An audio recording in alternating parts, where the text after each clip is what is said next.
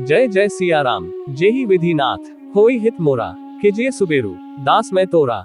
जेहि विधि प्रभु प्रसन्न मन होई, करुणा सागर कीजिए सोई। आप सभी का हमारे चैनल स्पिरिचुअल सर्वर्स में हार्दिक स्वागत है। आपका दिन शुभ हो। चैनल को लाइक फॉलो सब्सक्राइब करना ना भूले। सीताराम सीताराम। श्री रामायण कथा किष्किंधा कांड भाग 4 वाली वध। तदंतर वे सब लोग वाली की राजधानी किष्किंधापुरी में गए। वहां पहुंचकर राम एक गहन वन में ठहर गए और सुग्रीव से कहा, तुम वाली को युद्ध के लिए ललकारो और निर्भय होकर युद्ध करो। राम के वचनों से उत्साहित होकर सुग्रीव ने वाली को युद्ध करने के लिए ललकारा। सुग्रीव के इस सिंहनाद को सुनकर वाली को अत्यंत क्रोध आया। क्रोधित वाली आंधी के वेग से बाहर आया और सुग्रीव पर टूट पड़ा। वाली और सुग्रीव में भयंकर युद्ध छिड़ गया। उन्मत्त हुए दोनों भाई एक दूसरे पर घूंसों और लातों से प्रहार करने लगे। श्री रामचंद्र जी ने वाली को मारने के लिए अपना धनुष संभाला, परंतु दोनों का आकार एवं आकृति एक समान होने के कारण वे सुग्रीव और वाली में भेद न कर सके। इसलिए उन्होंने बाण छोड़ना स्थगित कर दिया। वाली की मार न सह सकने के कारण सुग्रीव ऋषिमुख पर्वत की ओर भागा। राम लक्ष्मण तथा अन्य वानरों के साथ सुग्रीव के पास पहुंचे। राम को सम्मुख पाकर उसने उलाहना देते हुए कहा, मुझे युद्ध के लिए भेजकर आप पिटने का तमाशा देखते रहे। बताइए आपने ऐसा क्यों किया? यदि आपको मेरी सहायता नहीं करनी थी तो मुझसे पहले ही स्पष्ट कह देना चाहिए था कि मैं वाली को नहीं मारूंगा, मैं उसके पास जाता ही नहीं। सुग्रीव के क्रोध शब्द सुनकर रामचंद्र ने बड़ी नम्रता से कहा, सुग्रीव, क्रोध त्यागो और मेरी बात सुनो। तुम दोनों भाई रंग रूप, आकार, गति और आकृतियों में एक समान हो, अतः मैं तुम दोनों में अंतर नहीं कर सका और मैंने बाण नहीं छोड़ा। यदि मेरा बाण वाली को लगने के स्थान पर तुम्हें लग जाता तो मैं जीवन भर किसी को मुख दिखाने लायक नहीं रहता।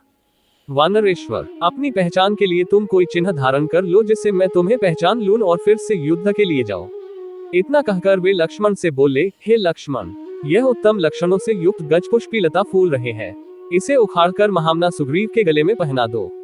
लक्ष्मण ने वैसा ही किया और सुग्रीव फिर से युद्ध करने चला। इस बार सुग्रीव ने दूने उत्साह से सिंहनाद करते हुए घोर गर्जना की, जिसे सुनकर वाली आंधी के वेग से बाहर की ओर दौड़ने को उद्यत हुआ।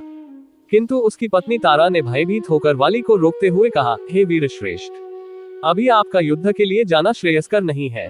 सुग्रीव एक बार मार खाकर भाग जाने के पश्चात फिर युद्ध करने के लिए लौटा है।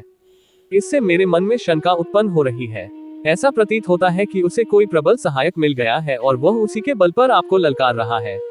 मुझे कुमार अंगद से सूचना मिल चुकी है कि अयोध्या के अजय राजकुमारों राम और लक्ष्मण के साथ उसकी मैत्री हो गई है। संभव है वही उसकी सहायता कर रहे हो। राम के पराक्रम के विषय में तो मैंने भी सुना है, वे शत्रुओं को देखते देखते धराशायी कर देते हैं। यदि वे स्वयं सुग्रीव की सहायता कर रहे हैं तो उनसे लड़कर आपका जीवित रहना कठिन है।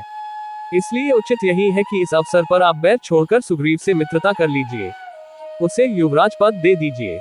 वह आपका छोटा भाई है और इस संसार में भाई के समान हितु कोई दूसरा नहीं होता। उससे इस समय मैत्री करने में ही आपका कल्याण है। तारा के इस प्रकार समझाने पर वाली ने कहा, वरान ने, मैं सुग्रीव की ललकार को सुनकर कायरों की भांति घर में छिपकर नहीं बैठ सकता और न ललकारने वाले से भयभीत होकर उसके सम्मुख मैत्री का हाथ ही बढ़ा सकता हूँ। श्री रामचंद्र जी के विषय में मैं भी जानता हूँ। वे धर्मात्मा हैं और कर्तव्य को समझने वाले हैं। वे पाप कर्म नहीं कर सकते। तुमने मेरे प्रति अपने स्नेह एवं भक्ति का प्रदर्शन कर दिया। अब मुझे मत रोको। मैं सुग्रीव का सामना अवश्य करूंगा और उसके घमंड को चूर चूर कर डालूंगा। युद्ध में मैं उससे विजय प्राप्त करूंगा मगर उसके प्राण नहीं लूंगा। ये कहकर वाली सुग्रीव के पास पहुंचकर उससे युद्ध करने लगा। दोनों एक दूसरे पर घूंसों और लातों से प्रहार करने लगे।